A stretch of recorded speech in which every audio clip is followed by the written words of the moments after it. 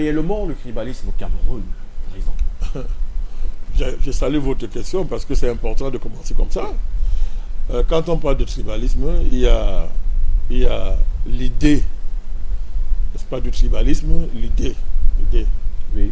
La manière dont, de manière conceptuelle, on envisage le phénomène, on le décrit, on l'analyse. Il y a la réalité tribale. La réalité tribale, la tribalité, qui n'a rien à voir avec le tribalisme. Il y a la tribalité. Justement. Donc la tribalité est un fait qui est là. Maintenant, comment fait-on pour passer de la tribalité au tribalisme, c'est-à-dire une situation où les communautés tribales Oui. sont dans des relations antagonistes, pour ne pas dire de quasi-guerre tribale. Oui. Ouais, très bien. Bon, très bien. Quand vous prenez tout ça, quand vous prenez le concept du tribalisme, quand vous prenez la tribalité en tant que concept, en tant que réalité, etc., quand vous vous situez dans l'angle de la politisation de la tribalité, etc., vous comprenez très bien que, n'est-ce pas, on ferait bien de prendre au sérieux votre question. Est-ce qu'il y a le tribalisme au Cameroun? D'abord, c'est quoi le tribalisme? Première question, c'est quoi le tribalisme? Le tribalisme, c'est quoi? C'est toute tendance à transformer le fait tribal, la tribalité, en instrument d'affrontement avec d'autres communautés sur la base d'un rapport soit suprémaciste, soit d'un complexe d'infériorité, n'est-ce pas, qu'on aurait dressé, n'est-ce pas, avec d'autres communautés tribales. C'est ça le tribalisme. Donc ça veut dire que des gens qui appartiennent à une communauté tribale vont pour une raison ou quelconque désigner l'autre communauté tribale comme étant leur ennemi, comme étant des personnes dangereuses, et sur ce fait-là vont développer une stratégie tribaliste pour soit répondre à l'agression de l'autre tribu, soit se défendre, c'est-à-dire se mettre en position de victime, qui exige une réparation, qui exige une justice, etc. De l'autre côté en face, on va se mettre en suprémaciste, qui estime que d'autres ne valent rien, sont des feignants, nous on travaille beaucoup, on est des génies, etc. Donc, vous voyez très bien que c'est ça qu'on pourrait, c'est ça le tribalisme, défini à ras de sol. Maintenant, quand on a dit ça, votre question est simple. Au Cameroun, c'est le tribalisme, mais moi je vous réponds très, très facilement. Ça veut dire quoi? Moi, je ne connais pas au Cameroun une communauté qui s'organise en tant que tribu pour dire que, ok, moi je vais aller agresser les autres. Je ne connais pas au Cameroun une communauté qui s'est levée et a dit, moi, en tant que groupe tribal, je vais aller envahir les autres, je vais les dominer, je vais les écraser. Vous savez pourquoi c'est impossible? Vous savez pourquoi c'est impossible? Je vous écoute. Depuis la colonisation, aujourd'hui, c'est impossible. Vous savez pourquoi? Parce que pour qu'une telle réalité arrive, il faut renverser l'État colonial 1. Maintenant que l'État là n'est plus là, il faut renverser l'État néocolonial qui est là. Puisque c'est lui qui est la force la plus puissante au plan de l'organisation et de la force publique. C'est lui qui a le monopole de la violence légitime. C'est lui qui est le législateur, c'est pas, en termes de loi. Donc c'est l'État. Le phénomène majeur chez nous, vous avez raison, ce n'est pas le fait tribal. Le phénomène majeur, c'est l'avènement d'un État qui lui domine les tribus, domine les tribalités, et l'héritier d'une histoire coloniale qui a consisté à raser, à dominer, à soumettre les communautés tribales et aller ravaler, n'est-ce pas, à l'arrière-plan de l'histoire. Donc, quand on parle de ce principe, vous êtes un génie. Il n'y a pas de tribalisme au Cameroun. D'accord. Là, vous... Attendez, il faut bien comprendre, c'est important. Oui. Il n'y a pas de tribalisme au Cameroun. Alors, la haine, les messages de haine que vous voyez dans les réseaux sociaux, les tentatives d'indexer une communauté comme étant l'ennemi de l'intérieur, les tentatives de lutter contre le tribalisme par un autre discours, soi-disant anti-tribaliste, mais qui est tribaliste, etc. On voit très bien que c'est évident. C'est une instrumentalisation des différentes factions de la bourgeoisie néocoloniale qui contrôle le pays. On va y arriver très certainement dessus. Là, je vous réponds. Oui. Donc, c'est une instrumentalisation, n'est-ce pas, qui est le fait des factions, factions régionalistes, ethno-régionalistes de la bourgeoisie néocoloniale qui gouverne le pays. Parce que l'État camerounais, pour tenir, ne peut pas s'appuyer sur une seule ou deux ou trois ethnies. Il est obligé d'avoir une apparence d'un État national qui représente l'intérêt général de tous les Camerounais. De ce fait, il est obligé de se livrer à une espèce de ramassage géoethnique qui lui permet de revendiquer une légitimité sociologique et traditionnelle, à défaut d'avoir une légitimité électorale et historique. Donc, ce passé de ce fait-là, Oui. et que vous connaissez l'histoire du Cameroun, vous allez comprendre qu'au Cameroun, pour que le colon s'installe, il a renversé l'ordre précolonial, Oui. qui était un ordre communautariste, c'est-à-dire des communautés coexistaient, Oui.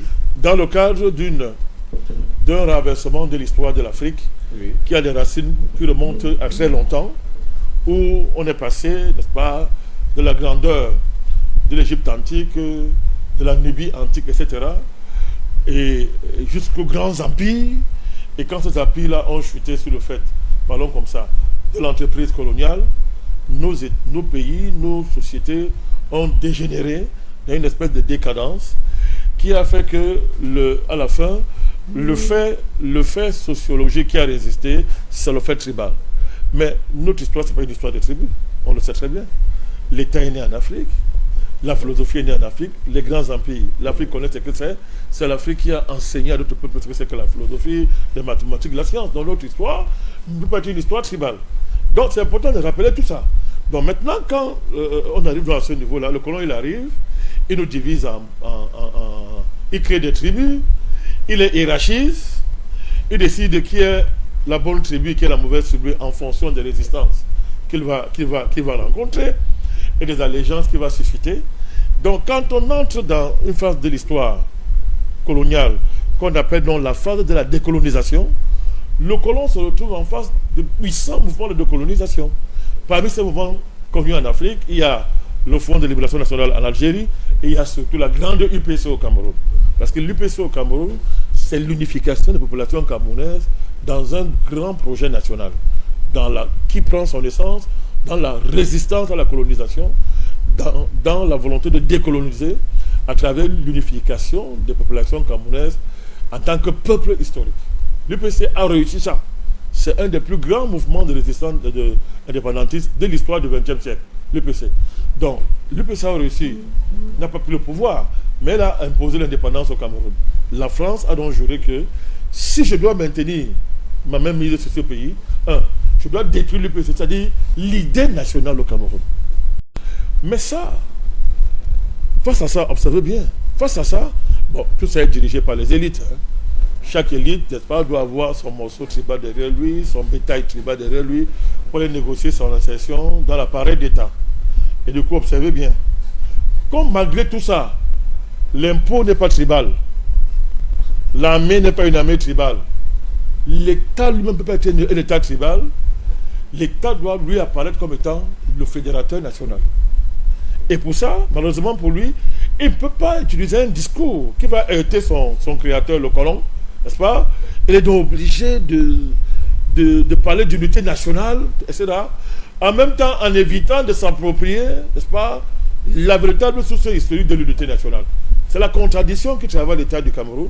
C'est pour ça que vous voyez, à tout moment, lorsqu'il y a une élection présidentielle qui arrive, il y a cette résurgence, n'est-ce pas, des discours haineux, des batailles, n'est-ce pas, des discours pour la haine, parce que c'est ça qui est la base de la politique au Cameroun. La négation de l'histoire du Cameroun, la négation de l'UPC. Donc il reste quoi? Il reste les guerres entre les grandes familles qui se partagent le pouvoir au Cameroun sous la direction de leur tuteur étranger. D'accord. À la suite de ce que vous êtes en train de dérouler, Président, je dirais tout simplement que beaucoup s'accordent à dire qu'il y a un véritable problème de partage du gâteau national.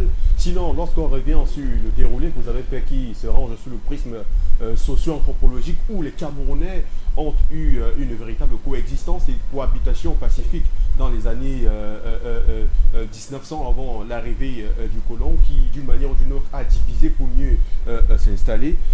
J'aimerais bien savoir, est-ce que au sein de l'état profond du Cameroun, la manière de gérer, la manière de gouverner n'amènerait pas à ce que les uns et les autres disent qu'il existe un véritable tribalisme?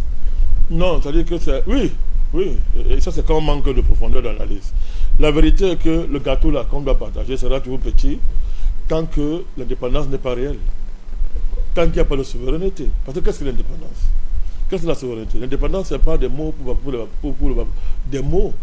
L'indépendance, son véritable contenu, c'est l'indépendance économique. Ça veut dire que je dois être maître de mes richesses, maître de mon potentiel économique. Et même de mon destin. Mais c'est ça qu'il s'agit. Oui.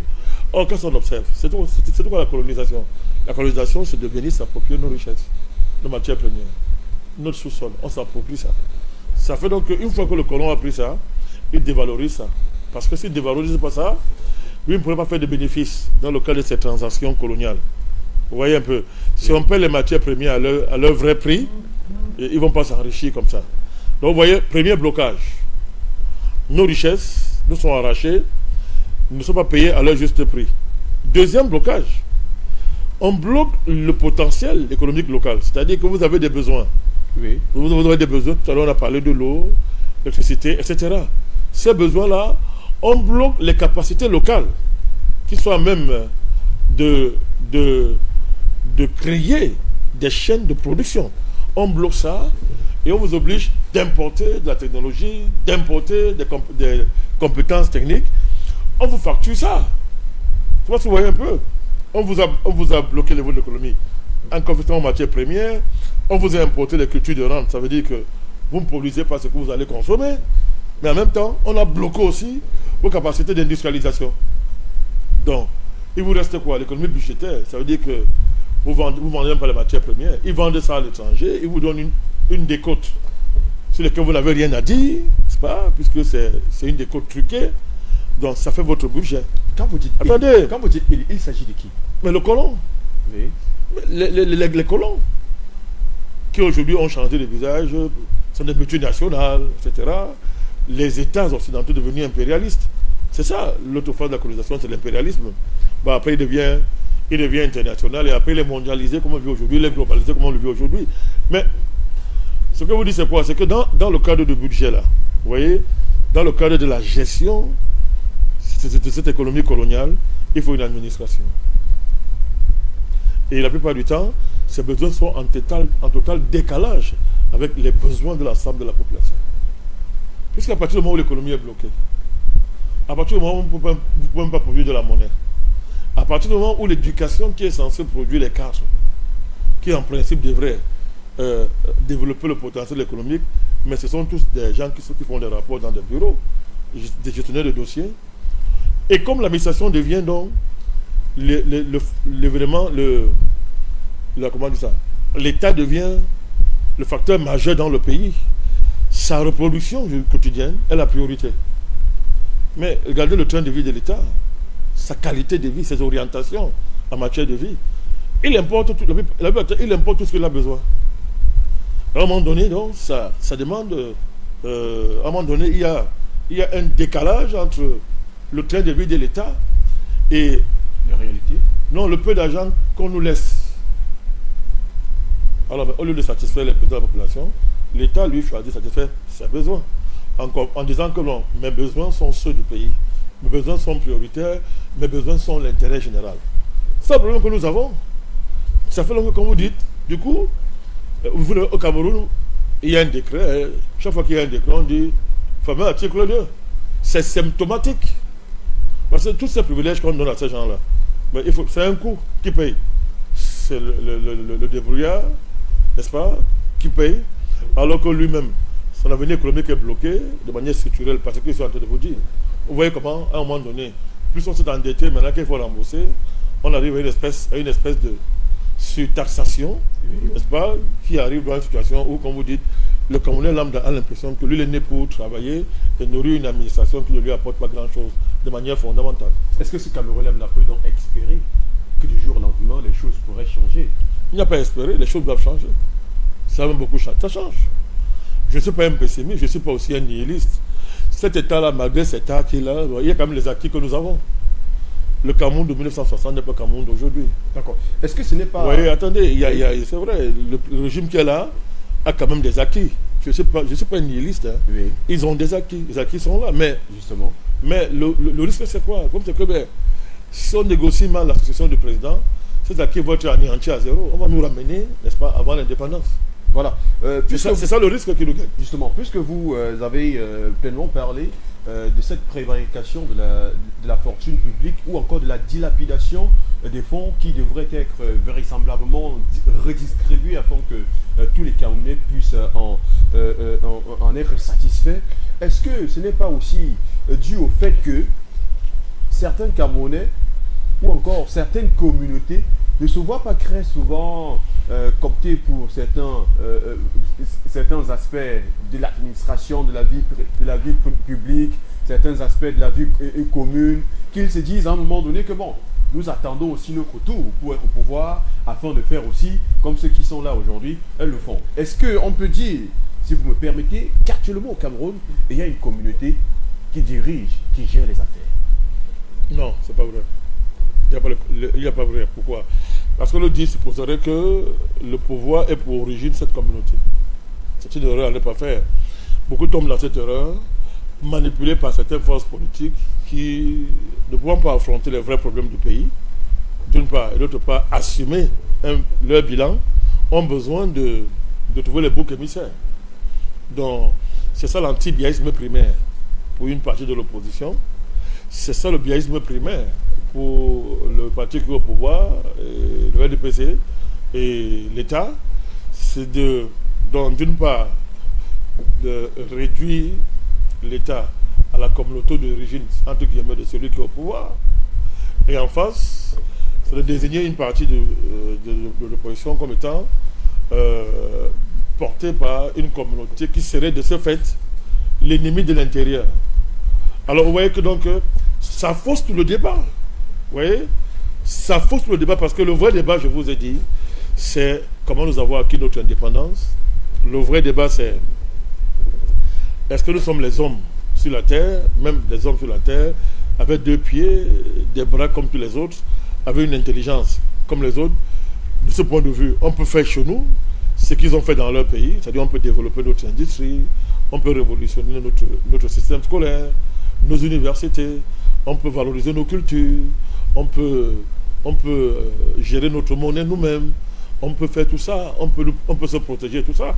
Bref, toutes les tâches de la modernité qui sont censées être le fait des citoyens modernes, des gens, n'est-ce pas, qui sont en phase avec l'histoire. Voilà le vrai débat. Mais je vous dis que cette entreprise nationale a commencé avec l'UPC et est montée à un niveau très élevé.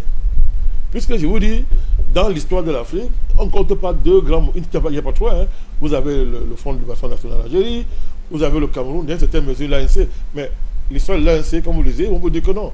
L'UPC les a formés. L'UPC a formé les gens. Les gens ne le savent pas. Oui, oui. Quand vous voyez l'Afrique du Sud, on vous parle de l'UPC. Quand on parle de l'histoire de l'Afrique du XXIe siècle, on parle de l'UPC. Donc ça veut dire qu'il faudrait, d'une manière ou d'une autre, dire que Mandela devrait également vouer beaucoup de respect. C'est un fait. Ils se sont inspirés beaucoup, entre autres, de l'UPC camerounaise. C'est un fait, c'est même pas un débat. Donc, c'est pour dire, donc, vous voyez très bien que le débat, il est là. Donc, lorsque vous signez des accords avec l'ancien colon, il les met de vos matières premières, il vous donne celui qui vous prête un système scolaire colonial, c'est lui qui gère votre monnaie, c'est lui qui vous gère votre armée, c'est lui qui gère votre diplomatie, c'est ça les porte-plumes, etc.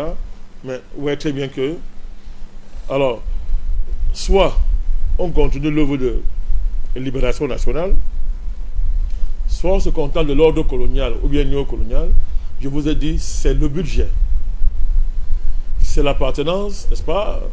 C'est un rapport à l'État où on est censé bénéficier des privilèges de l'État. Et là, on arrive dans votre question à savoir quelle est la communauté qui profite de l'État. Dans le cas du Cameroun, il n'y a pas une seule communauté qui profite de l'État. C'est un ensemble de communautés, c'est une alliance de communautés.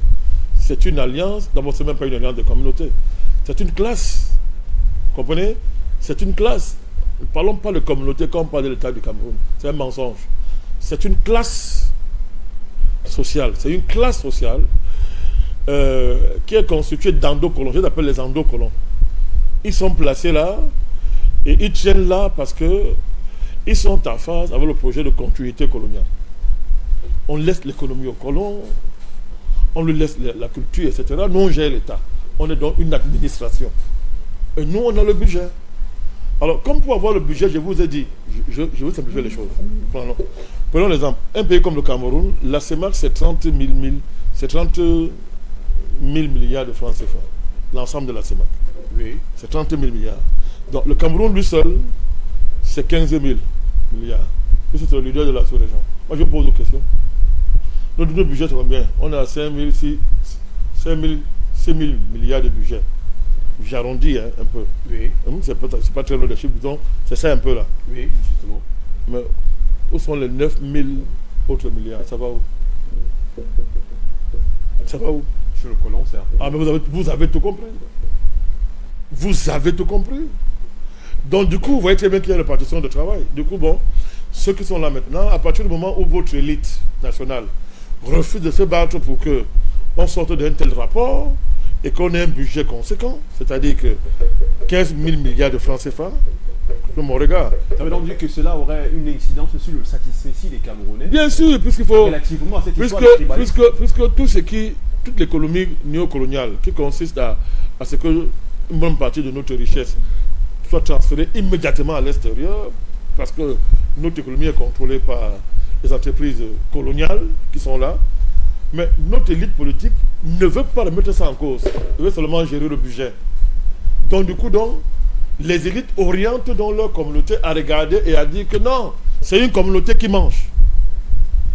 C'est pas vrai. Les bêtis n'ont pas profité du pouvoir comme les autres communautés du Cameroun. Vous l'avez calé là-bas, il faut raisonner comme ça. C'est l'un des endroits, je suis sorti un peu de là le week-end passé. C'est triste, on est encore en pleine forêt tropicale. Faites vous allez voir. Donc on raconte des histoires. Je dis, puisqu'on veut parler leur langage, oui. Ouais, parlons leur langage. L'ennemi du président, sa région d'origine. Allez là-bas. Il y a une grande pauvreté qui règne là-bas. Mais maintenant, on vous dit que c'est la communauté. Donc la communauté doit manger avec le président, si le président a mangé, si on doit parler comme ça. Ou est-ce que c'est n'importe quoi? Et président, ici on disait... Non, c'est une bourgeoisie, c'est une classe. Ici on disait certainement c'est une classe de privilégiés. Il y a eu un certain embourgeoisement de certaines élites de cette partie-là qui amène à ce que certains Camerounais aujourd'hui soient en colère, soient frustrés, se disant peut-être que c'est une communauté qui gère, alors que peut-être le président de la République s'arrange à ce que tous les Camerounais soient dans tous les... Produits pour vivre. Il doit produire un ensemble de biens nécessaires à la survie des populations. C'est ça qu'on appelle l'économie. Hein. C'est l'économie. Mais quand vous regardez au Cameroun, notre économie est contrôlée par qui? Nous importons tout ce que nous voulons consommer. Et nous ne produisons pas ce que nous devons consommer. Et c'est la contradiction de base. Or, l'économie serait que nous produisons d'abord ce que nous voulons consommer. Vous voyez? Mais si vous importez tout jusqu'au cul-dent, vous êtes constamment déficitaire. Vous allez vous endetter, n'est-ce pas? Et il faut que les gens remboursent. Et l'administration qui est là, lui, il veut gérer un budget. Au lieu de réfléchir à une véritable transformation de l'économie qui va donc dégager une grande richesse, n'est-ce pas? Mettre les Camerounais au travail. Du coup, ce sentiment-là, communautariste, va être marginalisé. Mais je vous dis que quand les élites veulent gagner des postes au cœur de l'État, ils mobilisent leur communauté sur la base d'un discours de mensonge. Comme si l'État camerounais n'est pas un État tribal, c'est un État néocolonial. Pour qu'il soit un État tribal, il faut qu'il soit la création d'une communauté ethnique. Ce n'est pas le cas au Cameroun. Ce n'est pas le cas. C'est un État étranger. Son créateur, c'est le général de Gaulle. Mais est-ce qu'on pourrait donc... Attendez, mais je vous donne l'histoire. C'est lui le père. Oui. Bon, maintenant, de 60 ans aujourd'hui, il y a des évolutions. Il ne faut pas aussi exagérer. Il y a une grande évolution. C'est une dialectique. D'un côté, les forces conservatrices qui veulent nous ramener, nous figer dans le cadre néocolonial, et des forces de progrès qui, quand veulent se battre pour qu'on en sorte. C'est ça la réalité à l'heure actuelle. C'est pour ça que la succession du président est déterminante. Parce que si les forces réactionnaires gagnent, je le répète encore, elles vont nous ramener 100 ans en arrière. La Côte d'Ivoire, c'est un exemple. La RDC, c'est un exemple. Regardez autour de nous, du Tchad et ailleurs. Quand les successions sont mal négociées, le pays recule. Regardez le Centrafrique. Donc, petit plein d'exemples. Donc, nous ne sommes pas, on n'est pas loin de là, on n'est pas loin de ça. C'est ça qui est important. Dans le discours que nous tenons, nous devons faire extrêmement attention. Il faut éviter de jouer le jeu de ceux qui répandent le mensonge et l'obscurantisme. De tous bords, de tous les bords. Parce que c'est faux. Vous avez très bien fait de demander, Cameroun, y a-t-il le tribalisme? De manière structurelle, il n'y en a pas. Mais maintenant, de manière subjective, que des élites, des groupes qui veulent accéder au pouvoir, et voilà, allument le feu du tribalisme pour essayer de souder leur communauté derrière eux, dans le cadre de la surenchère, pour l'occupation des postes ou bien la conquête du pouvoir d'État. D'accord. Sans essayer de jouer au jeu de certains leaders d'opinion à travers le territoire camerounais, beaucoup s'accordent à dire que le tribalisme existe au Cameroun dans la mesure où, pour certaines nominations à des postes clés de la vie de l'État camerounais, on ne peut qu'observer des personnes qui sont liées à une même proximité sociologique, notamment du sud, du centre et de l'est. Vous qui êtes un observateur très averti et même aguerri de la scène politique, sociale et même sociopolitique, quelle est la réponse que vous pouvez apporter à cela? Puisque si on va par exemple dans les différentes représentativités départementales à travers le Cameroun, il est observé que dans plusieurs départements, ce sont des préfets qui viennent du même aire géographique. Les arrondissements, ce sont les sous-préfets qui viennent du même aire géographique. Mais la question qu'on se pose également est celle de savoir, est-ce qu'après cela, il y aurait également d'autres entités administratives qui regorgent aussi d'autres communautés du Cameroun, de manière à ce qu'il y ait un certain équilibre national? Bien sûr, il faut faire attention. C'est ce que je dis. Il faut éviter de faire des erreurs de perception. Oui.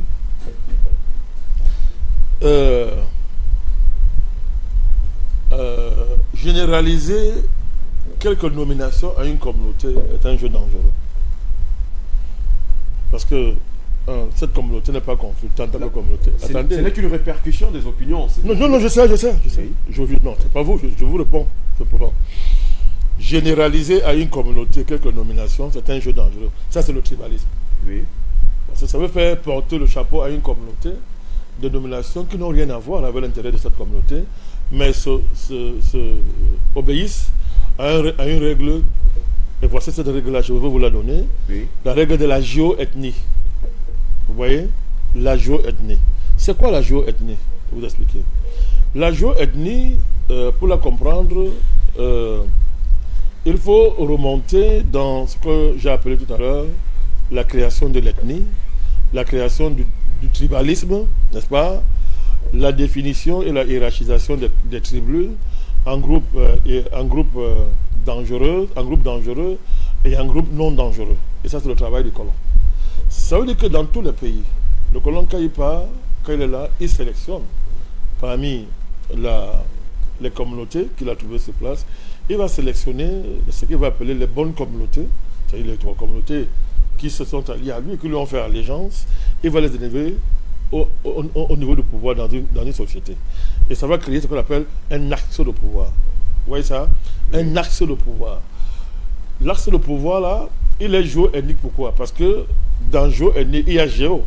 C'est-à-dire une géopolitique des ethnies. Oui. Une géopolitique des ethnies. C'est-à-dire qu'il est question de s'assurer que l'équilibre de pouvoir fonctionne par la confrontation de groupes ethniques les mieux organisés, ou bien par une cohabitation des groupes ethniques les mieux organisés, choisis comme tel par le colon. Venons au Cameroun, pour être plus clair. Vous allez voir qu'au Cameroun, Swahili, c'était ce qu'on appelait l'axe nord-sud. L'axe nord-sud, pourquoi? Parce qu'il fallait donner à Idjo une base politique qu'il n'avait pas. On a fabriqué le concept de Grand Nord. Mais le Grand Nord, dans la réalité, c'était quoi? C'était la domination des peuples sur les autres composantes socio-ethniques qui composaient cette région-là. On a créé le Grand Nord. Il n'y avait pas de Grand Nord, en fait. Puisque les Kédi et les autres sont là. Mais les Peuls, comme Aïdjo, lui, il était un peu nous parler comme ça, et que les Peuls, là, historiquement, on sait ce qui s'est passé dans cette région-là, lors de l'islamisation, etc., avec les Danfodio et les autres, et tout. Donc le colon suivre ce type de rapport, n'est-ce pas, pour créer ce qu'on appelle le Grand Nord, qui servait de base à Aïdjo. Mais pour qu'il puisse gouverner, on lui a adjoint le Sud, d'où l'axe Nord-Sud.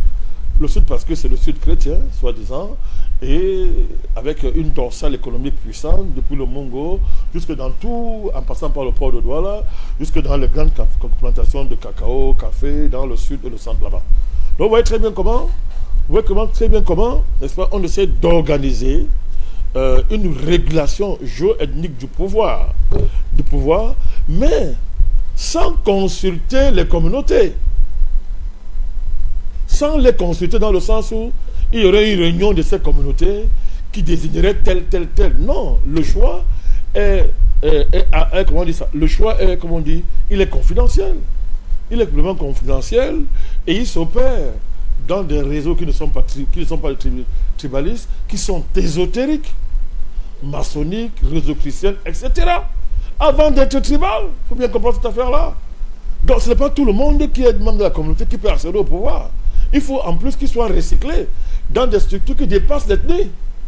Les loges, où il s'opère une espèce de sélection qui n'est pas ethnique des élites, mais qui est une sélection, je vous rappelle, basée sur l'allégeance ésotérique.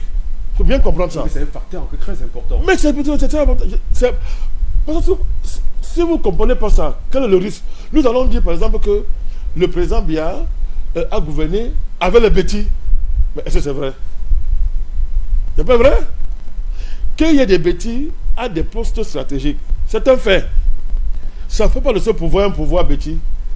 Parce qu'il ne peut pas gouverner le Cameroun en s'appuyant seulement sur les bêtis. C'est impossible. Oui, c'est vrai. D'où l'alliance avec le Nord, vous voyez, les Belobo Magari, les Chiroma, avec les anglophones, premiers ministres, etc. Une faction Sawa, une faction Bamileke, etc. Vous voyez que ce sont des groupes historiquement organisés qui ont eu à jouer un rôle auprès du colon, ou bien que sont captés par le colon, au détriment des autres groupes ethniques. Vous voyez que le Cameroun, là, le groupe ethnique, là, se limite au Béti, du moins, au Paouin. Attendez. Je voulais vous poser, président. Je vous démontre ça. Vous me permettez de vous poser. Il y a 365 ethnies au Cameroun, c'est pas ça? Justement. Ben alors, elles ne sont pas toutes représentées dans l'État. Justement. Mais attendez.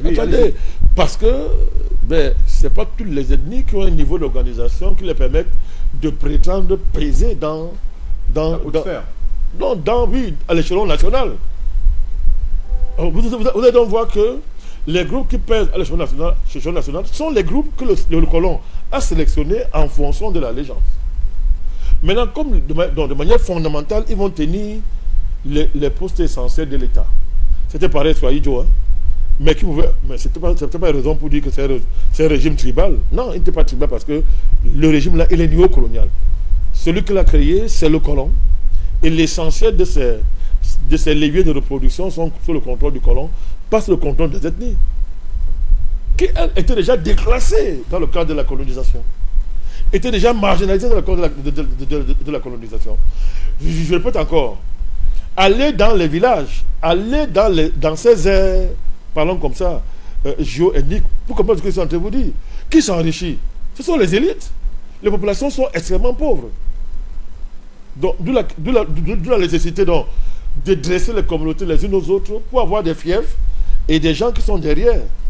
Ils sont obligés de faire ça. En dehors de ça, manipuler les gens par le football et la débauche qu'on répand dans le pays. Il faut bien regarder ce qui s'est passé. Ce n'est pas un pouvoir ethnique. Ce que vous dites, ce sont des petits opposants qui veulent distraire les gens. Au Cameroun, quand l'élite est produite par l'État, l'élite, là, c'est une production de l'État, coiffée aussi, n'est-ce pas, par la tutelle étrangère. Soyez un peu plus clair, lorsque vous dites qu'au Cameroun, l'élite est produite par l'État, pour que le Camerounais puisse comprendre, est-ce que l'élite ou encore l'État donne des richesses à l'élite pour qu'elle puisse, elle aussi, soutenir le fonctionnement financier et économique du Cameroun, ou alors... Aucune tribu au Cameroun n'a les structures qu'il faut de manière autarcique pour produire les élites. Ça n'existe pas. Qu'est-ce qu'une élite? C'est quelqu'un qui a fait un certain parcours scolaire, qui a accumulé un certain capital social, pour parler comme Bourdieu, social, c'est-à-dire un capital universitaire, scolaire, qui lui permet, n'est-ce pas, de pouvoir accéder aux fonctions de l'État. On est d'accord là-dessus? Justement. Ou bien faire les affaires. Bon, maintenant, réfléchissez très bien. On ne peut pas arriver à un certain niveau d'affaires sans l'appui de l'État. On est d'accord? C'est vrai. Vous ne pouvez pas non plus... C'est l'État qui sélectionne, qui peut entrer dans sa fonction publique. Il faut un certain niveau scolaire. Or, c'est l'État qui est à l'université. C'est l'État qui gère le système scolaire dans son immense celui qui contrôle là. Est-ce qu'on peut donc dire que Attendez, toutes les ethnies sont je vous valablement fais- représentées? attendez. Est-ce que l'État produit les Attendez. élites dans toutes les ethnies? Non, attendez, je vous parle de la sélection de l'élite. Oui. Cette élite-là a pour fonction de contrôler les populations à la base parce qu'il n'y a pas assez de richesses pour partager à tout le monde. Vous bien comprendre, on est dans une société inégalitaire, Oui. très inégalitaire. Je vous ai dit, tout à l'heure, je vous ai expliqué pourquoi le gâteau est petit, non? Parce qu'il n'est pas développé. Il n'est pas développé, le gâteau. Donc, il est petit.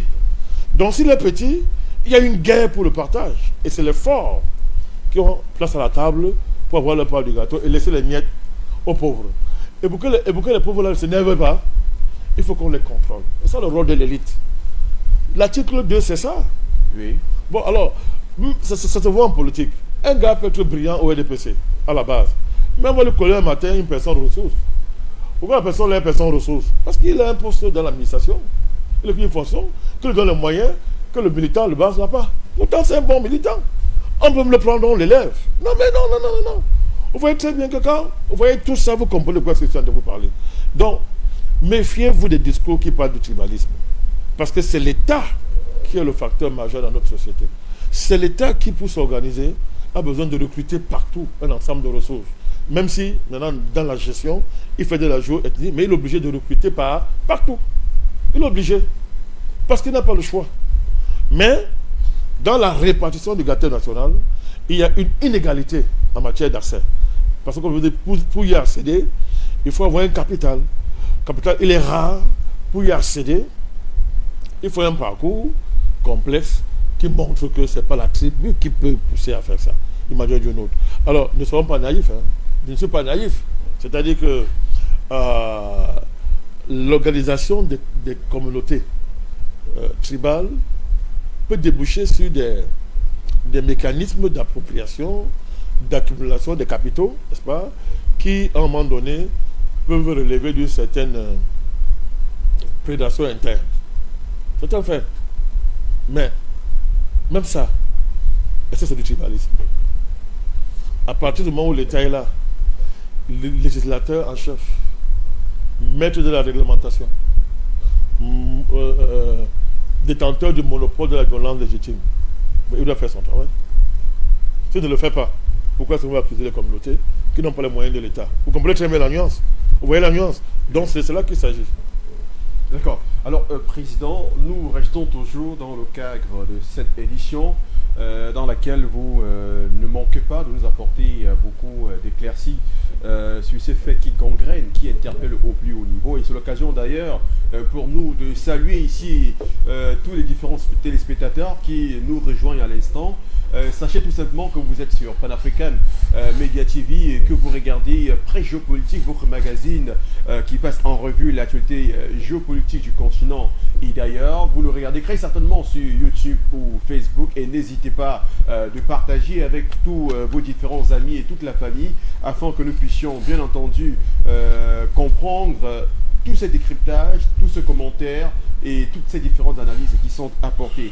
Et c'est par là que je vais devoir vous poser cette autre question. Au moment où la présidentielle de 2025 est en train d'approcher, parce qu'il faut le dire, ça va servir bien entendu de prétexte pour cette émission, on a sur la toile des velléités de tensions entre différents militants de partis politiques, au-delà même d'une analyse socio-anthropologique que nous avons eue sur ce plateau, de l'analyse socio-géographique que nous avons faite.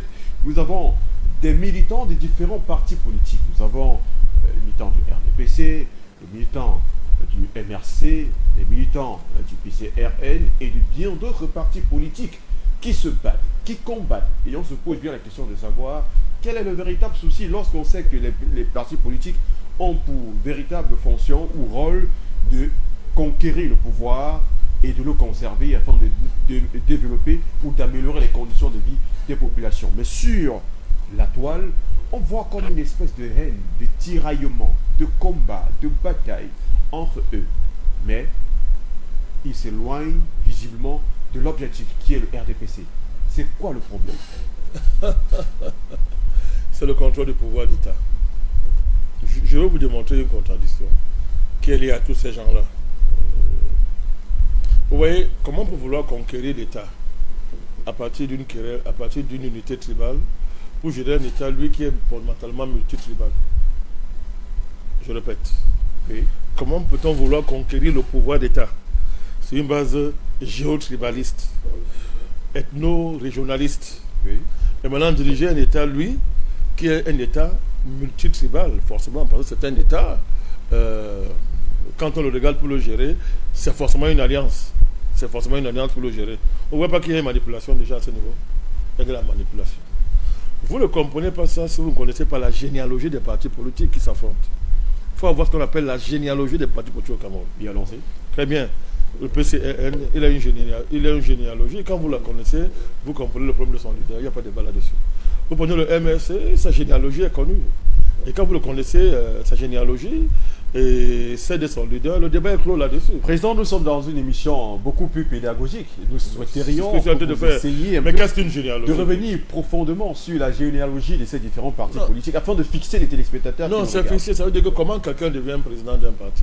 Oui. Quel est son parcours? Quels sont les intérêts individuels qu'il porte? Et maintenant, quel est l'intérêt que son parti va porter? C'est tout. C'est ça la généalogie et la structure fondamentale d'un parti. Ce ne sont pas les discours qui font un parti politique. Ce ne sont pas le programme. C'est pour les enfants naïfs qu'on écrit ça. Ce ne sont pas les programmes? Non, c'est pour les naïfs. Il faut laisser ça. C'est pour tromper les naïfs. Un parti politique, c'est la généalogie. C'est-à-dire que quelles sont les forces sociales qui portent le parti, qui le constituent. C'est ça. Non, mais vous dites quand même une chose curieuse. Je vous fais un cours de sociologie politique. Vous dites une chose curieuse. Ouais. Qu'un parti politique, ce n'est pas un programme politique. Mais c'est pour tromper les naïfs. Vous avez vu quel parti? On n'est pas ici. C'est la démocratie, tout ça, c'est la démagogie. La démagogie. Mais Charles Pasqua a dit en son temps, mais les promesses engagent ceux qui y croient. De temps en temps, il y a des moments où quelqu'un surgit, il essaie d'être fidèle. C'est le cas de Donald Trump à son programme, peu importe ce qu'on pense de lui, mais de manière fondamentale. C'est pour les naïfs qu'on fait les programmes politiques. Pourquoi? Je vais vous répondre. Quand je fais un programme politique pour aller au pouvoir, je n'ai pas les données. Je n'ai pas toutes les données à ma disposition. C'est quand je suis au pouvoir que je vais les vraies données. Donc, je peux faire un programme politique qui ne correspond en rien à la réalité des données qu'il veut trouver autant au pouvoir. Je vais vous expliquer ça très bien, vous allez comprendre. C'est l'occasion de faire. Je vous dis, téléspectateurs. Oui, de faire un cours de sociologie politique. Le décalage qu'il y a entre les programmes et la réalité du pouvoir. Maintenant, je n'ai pas arrivé au pouvoir, j'ai fait un programme politique, je trouve une conjoncture internationale qui m'interdit de mettre mon programme à l'ordre du jour. Je fais quoi? Je veux m'adapter à cette conjoncture. Donc je renonce à mon programme. Mais encore faudrait-il qu'on ait au préalable un programme qui puisse convaincre. Je n'ai pas dit le contraire. Puisque vous aimez le programme, on va vous le servir. Puisque ceux qui demandent le programme ne sont pas totalement naïfs. Écoutez-moi, je dis, les programmes, vous les aurez toujours. Un programme, on s'assoit, on écrit ça. Vous payez les gens, vous écrivez un programme politique. Oui. Là, c'est compliqué. Vous les aurez toujours, mais je vous parle un langage profond. Je vous dis que ce n'est pas le programme qui est important pour savoir quelles sont les orientations fondamentales d'un parti. Ce n'est pas toujours le programme qui est clair. Oui. Parce qu'on peut vous mentir et on ment. La démocratie, c'est le mensonge. On te ment. Je vais faire ça. Je fais autre chose. Les exemples sont légion, vous aussi. Écoutez, le président Biya, quand il a été là en 2018, il nous a dit que ça sera l'année la plus décisive de l'histoire du Cameroun. Le mandat, c'est pas ce qu'il a dit. Mais il n'a même pas pu changer son gouvernement. Et tous les buts qu'il s'est fixés en 2018, il les a atteints. Mais tous les jours, quand vous l'écoutez, vous dites il y a eu tel choc international, il y a eu ceci, il y a eu cela. Et en partie, il a raison en partie, il ne ment pas. Donc je vous parle du programme. Je vous dis que ce n'est pas ça, je vais aller même plus loin. Prenez l'exemple d'un certain parti d'opposition au Cameroun qui diabolise le régime, il dit non, il ne va rien tout et tout. Je vais vous poser cette question. Quand il va arriver au pouvoir, il va gérer avec l'équipe. Il a certainement son équipe, on ne sait pas. Non, laissez l'équipe. Il va gérer avec l'armée. Bon. Avec l'armée. Est-ce que l'armée appartient à un chef d'État ou l'armée appartient à l'État? Dans ce cas, vous ne diabolisez pas. Vous ne dites pas qu'il a échoué, il n'a rien fait. Parce que s'il a échoué, mais l'armée qui va laisser là a aussi échoué. L'administration qu'il a laissée là a aussi échoué. Même les impôts qu'il a laissés, ne prenez plus les impôts. Je vais vous démontrer la part de démagogie qu'il y a en politique. Oui. Que certains utilisent en politique, n'est-ce pas, pour accéder au pouvoir. Vous comprenez ce que ça veut vous dire? Le programme est important, mais ce n'est pas ça qui doit vous amener. C'est que je vous donne les clés pour savoir à qui vous avez affaire dans un parti politique. 1. La généalogie politique de son leader. Qu'est-ce qu'une généalogie? Il sort d'où? Quel est son parcours? Quels sont les intérêts fondamentaux de sa vie? Il vit comment? Deuxièmement, quelles sont les forces sociales qui portent réellement son parti? Est-ce que vous me suivez? Donc, je peux vous faire un grand programme politique, mais si dans mon programme, si dans la structure de mon parti, vous comprenez? Oui. Si la matrice de mon parti est portée, écoutez-moi bien, par une tribu, un groupe ethnique, les choses sont claires. Si mon parti est porté par les hommes d'affaires, les chefs d'entreprise industrielle, mais mon orientation sera connue, peu importe ce que je vais vous dire. Si je suis un parti politique qui est un parti de masse, qui mobilise beaucoup de populations, même pauvres, qui cotise pour que le parti fonctionne, c'est autre chose. Attention, il y a les partis conservateurs, il y a les partis progressistes, il y a les partis révolutionnaires, il y a des partis de gouvernement, essentiellement le gouvernement, de notables, il y a. Vous devez être en mesure de distinguer ces différentes, de maîtriser cette typologie des partis politiques. Au Cameroun, comment les gens sont au niveau d'une telle démarche? Combien de gens sont au niveau d'une telle démarche? On appelle homme politique n'importe qui. On n'a pas besoin de le situer sur l'échiquier sociopolitique. On n'a pas besoin de le situer. Oh non, d'abord, quelqu'un vient et dit non, écoutez, moi je suis agrégé, je suis un savant, suivez-moi. L'autre vient et dit je suis jeune, suivez-moi. L'autre vient et dit j'ai l'expérience, j'ai 43 ans au pouvoir. Donc d'autres ne savent rien, ce sont des grands enfants, etc. etc. Mais vous ne voyez pas que c'est amusant. Tout ça c'est amusant, c'est pas ça la politique. Il faut qu'on arrive à un moment donné où, n'est-ce pas, les gens soient capables d'interroger les vrais contenus qui sont liés maintenant aux appartenances du leader. Je prends un autre exemple. Prenez le Cameroun là. Vous dites qui se passe dans les réseaux sociaux, non? Je ne sais pas ce que vous dites. Oui. La nuit, ils sont francs-maçons. Vous êtes d'accord que la nuit, ils sont francs-maçons. La plupart de ces leaders-là sont francs-maçons au Cameroun. Donc ils se retrouvent quelque part. On se moque de qui? Ensemble. On se moque de qui? Au Cameroun, ceux que tu dis sont des francs-maçons à l'heure actuelle. Mais on se moque de qui? Vous regardez dans les loges, la sélection est tribale? Non. Là-bas, la sélection, elle est ésotérique. C'est votre poids ésotérique qui compte, qui vous détermine. Et ce sont des fraternités ésotériques. À l'intérieur, on dit qu'il faut aider les fraternes. Donc, vous voyez, il y a tout ça. On peut citer, il y a tout ça qui montre qu'il faut faire attention en matière d'analyse politique au Cameroun. Il faut faire très attention. Moi, je vous dis, moi, je ne crois même pas. Quand je vois tout ça, moi, je ris, vous savez pourquoi? Parce qu'il y a une ligne rouge qui ne peut pas franchir. Vous savez pourquoi? Ça s'est mis dans les réseaux sociaux pour animer un peu et tromper les naïfs. Le Camerounais qui est là a besoin de collecter les impôts de tout le monde au Cameroun, indépendamment de votre appartenance ethnique. Donc il y a un niveau de tribalisme où il va être obligé d'arrêter. Il va stopper. Puisqu'on ne peut pas tribaliser l'impôt. On ne peut pas tribaliser l'impôt. Donc à un moment donné, lui-même il est obligé de s'arrêter. Il va dire que bon, maintenant ça va, stop. Et vous êtes en train de voir comment quand ça atteint un certain niveau, l'État commence à sortir. Vous dites que, parce que il faut bien qu'il soit national, il faut qu'il soit un État supra tribal, il est obligé. C'est pas par amour, l'armée ne peut pas être l'armée d'une tribu, c'est impossible. L'administration, pareil, etc. C'est impossible. Les impôts ne peuvent pas être tribalisés. Les relations internationales, on ne peut pas les tribaliser. Puisque vous parlez des relations... Vous comprenez ça? On ne peut pas les tribaliser. Donc, vous voyez que tout ça, c'est une instrumentalisation qui va s'arrêter lorsque ça aurait servi à éliminer tel politique. Comment? À neutraliser tel, etc. C'est tout. D'accord. Puisque nous parlons de ce sujet-là, ça m'amène à faire jaillir ce concept. Est-ce qu'à un moment donné, président Bandakani, on n'a pas le sentiment que s'il y a des velléités, si vous permettez, de tribalisme au Cameroun entre les différents citoyens, c'est certainement, permettez, c'est certainement l'émanation... Les factions de la bourgeoisie néocoloniale. C'est certainement... Je préfère ça. Permettez que je termine d'abord. Est-ce que c'est certainement l'émanation des préceptes tels que l'autochtonie et ou l'allogénie qui sont insérés dans la constitution du Cameroun?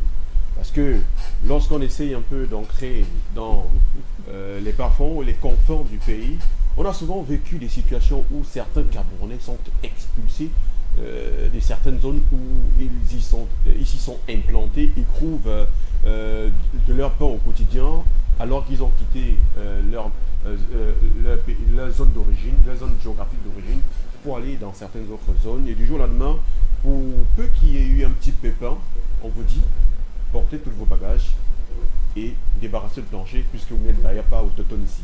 Alors, comment comprendre cela? Est-ce que ce n'est pas le fait que la Constitution a consacré le concept d'autochtonie ou alors chacun devrait rester où il est né?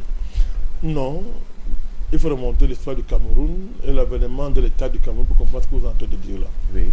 Le concept d'autochtone et d'allogène ont été inscrits dans la Constitution de 96, je crois. Oui. Je crois 7 janvier ou 12 janvier 96, je crois bien. Par qui? C'est là où je vais vous dire. Vous êtes très intelligent à la question que vous l'avez posée. C'est une question profondément politologique. Et ce n'est pas la portée de tout le monde. Je vais vous répondre, vous allez comprendre comment la nuance est importante dans la politique, quand on fait de l'analyse. Oui. Les notions d'allogène et d'autochtone, pour parler donc comme vous, c'est vous qui avez mis ça dans la Constitution? Non, nous l'avons découvert. Ah non, nous l'avons découvert. C'est quelqu'un qui l'a mis. Ça veut dire que si la personne ne veut pas mettre, il n'aurait pas mis. Cette personne-là, c'est le président de la République, garant de la Constitution, et le constituant, l'ensemble du corps constituant de l'époque, n'est-ce pas, qui a décidé que insérons ces notions dans la Constitution. Ce n'est pas une ethnie qui s'est levée et a dit allez me mettre ça dans la Constitution. Vous voyez la nuance? C'est très important ce que tu es en train de vous dire. Ce n'est pas une ethnie qui s'est levée. Parce que l'État pouvait dire qu'on ne met pas ça. Puisque la question camerounaise a existé sans ça pendant un moment de temps, le Cameroun n'est pas mort. Mais c'est qu'à la faveur, vous voyez, à la faveur du retour au multipartisme, donc, par exemple, moi j'appelle ça, c'est-à-dire, pour gérer une des contradictions majeures du paysage politique camerounais, à savoir la tentation suprémaciste. Je ne sais pas si vous me suivez bien là. Oui, je vous entends. La tentation suprémaciste et son revers, à savoir le contre-suprémacisme. Pour gérer ça, l'État, a décidé de mettre dans la Constitution ces notions d'allogène autochtone et les notions de protection des minorités. Vous voyez? Mais ça veut dire que celui qui a mis au-dessus de tout ça, c'est celui qui met là, il est au-dessus. Puisqu'il gère ça, c'est lui qui gère.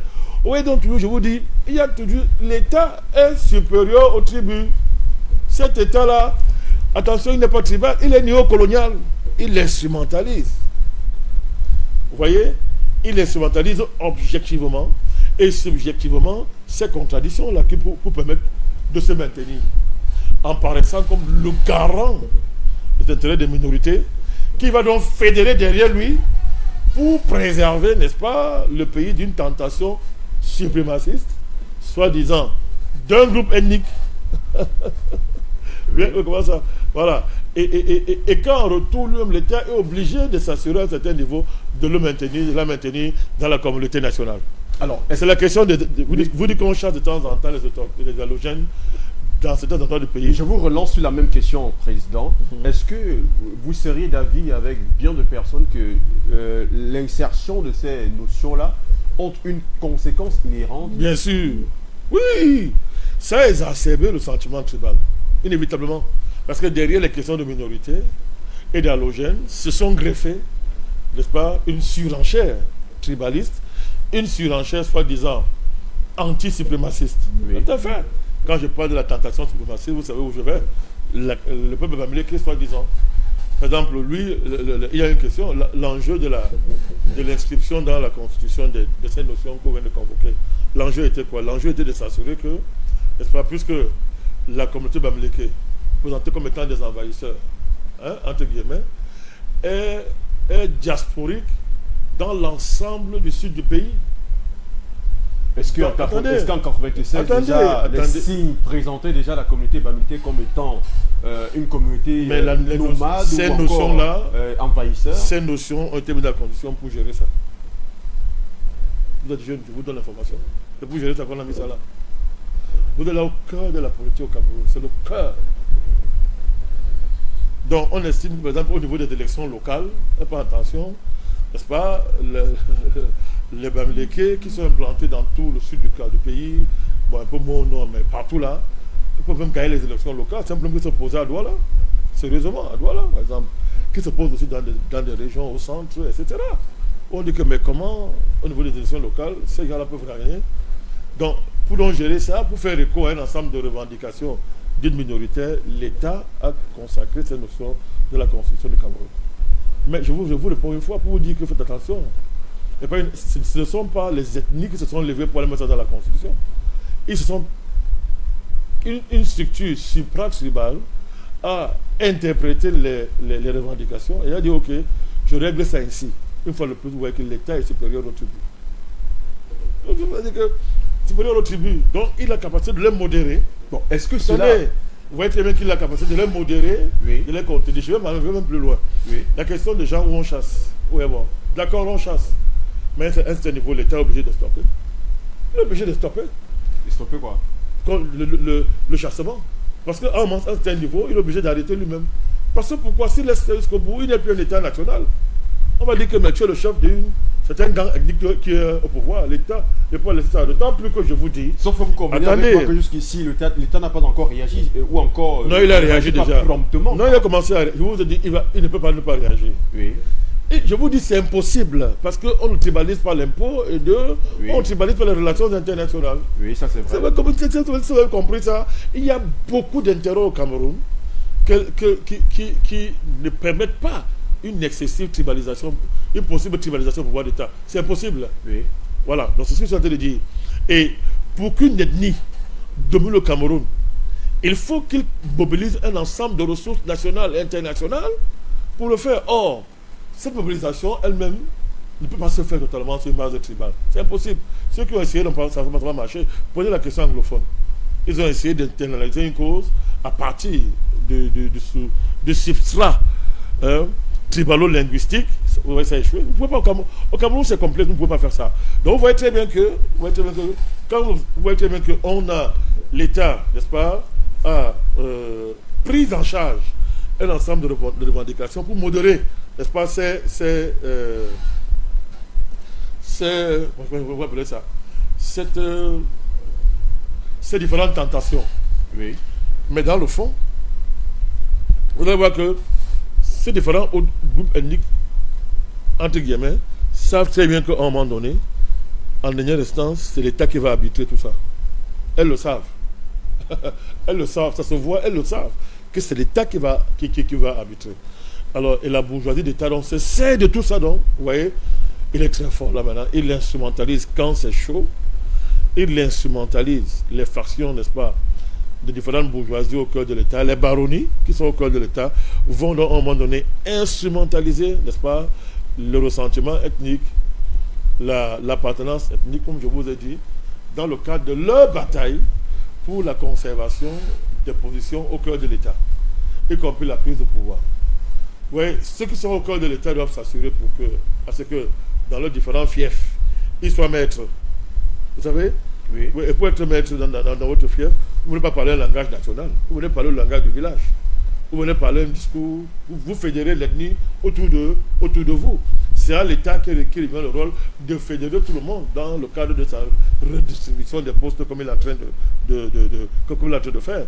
Maintenant, celles des élites qui sont écartées, qu'est-ce qu'ils font? Pour aussi peser, quand ils estiment qu'ils ont assez de moyens pour le faire, et aussi vont maintenant mobiliser, n'est-ce pas, les différentes factions mobilisées, sur la base d'une surenchère ethnique pour avoir une position politique qui soit en mesure de les amener à peser, comme je vous ai dit, oui, dans la répartition des postes au cœur de l'État, à défaut de ça, dans la conquête du pouvoir. D'accord. Alors, mais au Cameroun, je vous rassure, vous ne pouvez pas conquérir le pouvoir au Cameroun sur une base ethnique. C'est impossible. Parce qu'il vous faut des alliances étrangères.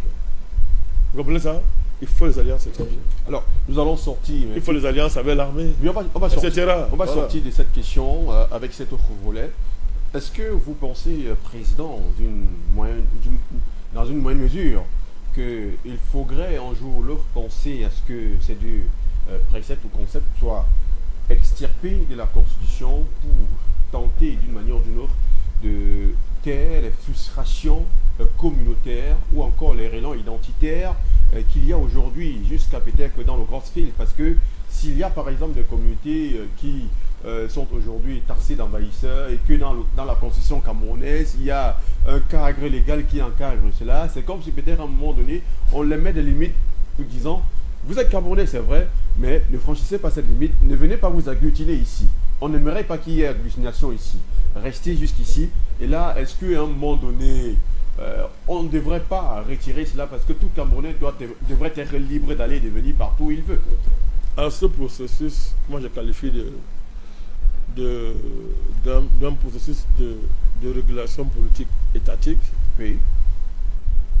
Il faut opposer un processus qui est, lui, social, qui est naturel devant vous, que vous ne voyez pas. Il y a le brassage ethnique, il y a les mariages interethniques, etc., Oui. qui ont pris une dimension dans notre pays qu'il ne faut pas négliger. Donc, n'oubliez toujours pas, il y a les deux faces de la médaille, il faut voir ça. Donc, c'est pour ça que je dis toujours, nous sommes condamnés à vivre ensemble. L'attribut est notre origine, si vous voulez, mais notre avenir n'est pas attribué. C'est un fait. Ça, c'est clair. Oui, c'est clair. Donc c'est clair parce que on ne va pas retourner à l'arrière. Et deuxièmement, pour avancer, il faut qu'on embrasse le Cameroun tel qu'il est, tel qu'il doit se construire. C'est la raison pour laquelle j'ai posé une question fondamentale dès le début. Voilà. Est-ce qu'il existait-il? J'appelle ça la camerounité. C'est la camerounité. Oui. C'est ça l'héritage, je précise. C'est ça l'héritage de nos ancêtres qui sont battus pour notre souveraineté, pour notre indépendance. Donc, vous voyez très bien que à partir du moment où chacun refuse la camerounité, on refuse le Cameroun pour faire passer nos communautés d'origine avant la camerounité qui est l'avenir de notre avenir, on va échouer. On va échouer parce que même quand vous aurez plus le pouvoir sur une base tribale, vous êtes obligé de réunir tous les Camerounais. C'est la raison pour laquelle. Vous êtes obligé de les réunir. C'est la raison pour laquelle j'ai d'ailleurs posé la question en début d'émission. Existe-t-il réellement le tribalisme au Cameroun? Parce que vous avez par exemple des Camerounais du Sud qui se sont mariés avec des Camerounais du Nord, des Camerounais du Nord qui se sont mariés avec des Camerounais du littoral, ceux du littoral qui sont mariés avec ceux de l'Est, et ainsi de suite. Avec cette osmose, avec cette collégialité maritale, est-ce qu'on peut se dire qu'il y a ce multiculturalisme, il est multiple, qui ne peut exister que dans le cadre de l'unité nationale. C'est-à-dire que s'il n'y a pas l'unité, nos multicultures vont s'affronter. Donc pour les modérer, il faut l'unité nationale. Vous voyez que c'est une dialectique. C'est une dialectique qui nous condamne à vivre ensemble, qui nous condamne à conjuguer la camerounité, n'est-ce pas, comme étant le lieu de dépassement de nos origines tribales. Je ne sais pas si vous voyez l'affaire. Oui. Pour être plus clair, je vais vous prendre d'autres exemples, terre à terre. Vous vous dites comment est-ce qu'on trompe les gens. Écoutez, si on prend l'exemple d'une communauté comme la communauté Bamileke, c'est valable pour toute autre communauté au Cameroun. Si vous prenez un milliardaire Bamileke, un riche Bamileke qui a sa fille qui doit marier et que sa fille lui apporte un pauvre pousseur Bamileke et qu'en face de lui il y a le fils d'un ministre de la République qui est là, qui n'est pas d'origine Bamileke, il va choisir qui? Naturellement, il va aller vers le bourgeois. Où sera alors la tribu à ce moment-là? Il ne faut pas se moquer des gens. Même dans les tribus, il y a différence de position. Il y a les pauvres, il y a les moins pauvres, il y a les plus pauvres, il y a les riches. Ils n'ont pas les mêmes intérêts. Donc même dans ça, vous voyez que la tribu est toujours instrumentalisée. Vous voyez? Parce que je vous dis, la tribalité, c'est-à-dire les richesses culturelles, les richesses anthropologiques, les richesses, les trésors, les joyaux de nos différentes tribalités ne peuvent s'épanouir que dans l'ouverture. C'est-à-dire que le Bamileke, parlons de lui, il ne peut s'épanouir que par rapport à ce qui est différent de lui. Vice versa, de manière fondamentale, votre Bamilekitude, pour parler comme ça, prend toute son originalité et sa richesse face d'une différence. Vice versa, mon cher Aman, il n'y a pas de tribu meilleure. Il n'y a pas une tribu qui est meilleure qu'une autre tribu, c'est faux. C'est très faux. Toutes les tribus ont les défauts et les qualités. Le génie tribal est un génie biface. Vous comprenez ça? Le génie tribal, il est biface, il a deux faces. Il a une face ténébreuse, que si vous gérez mal, il va vous produire des démons qui vont tout détruire. Il a une face lumineuse. Quand c'est bien géré, ça rayonne, ça produit de la vie, ça produit beaucoup de belles choses. Donc, Donc, l'art de la politique, l'art de la constitution étatique, c'est de savoir magnifier, vous voyez, Oui. ce que chaque tribu a de bon. Il faut créer un contexte qui ne va pas valoriser les défauts des tribus, mais plutôt leurs qualités. Or, au Cameroun, on a un malheur. Le malheur, c'est quoi? Le malheur, c'est que le colon a magnifié les défauts de nos tribus en créant des asymétries, n'est-ce pas, entre les tribus, en disant, vous êtes une très bonne tribu, vous là, vous êtes des pour gouverner, etc. D'autres là sont des esclaves, ils ne peuvent pas gouverner, ils sont ceci. D'ailleurs, ils sont acéphales, c'est-à-dire les tribus sans tête. Hein? D'autres sont les tribus, les lignagers, les lignagères. D'autres sont céphales, c'est-à-dire que Oui. l'Ouest bien organisé, même au nord, Oui. l'amido, etc. Donc, toutes ces choses-là ont pour but, vous voyez, de créer une matrice pour la guerre civile, pour la guerre tribale. Or, il faut magnifier ce que nous avons, la beauté des tribus. La tribu, c'est un monstre à deux faces. Si vous vous amusez à jouer avec ça, vous avez un génocide.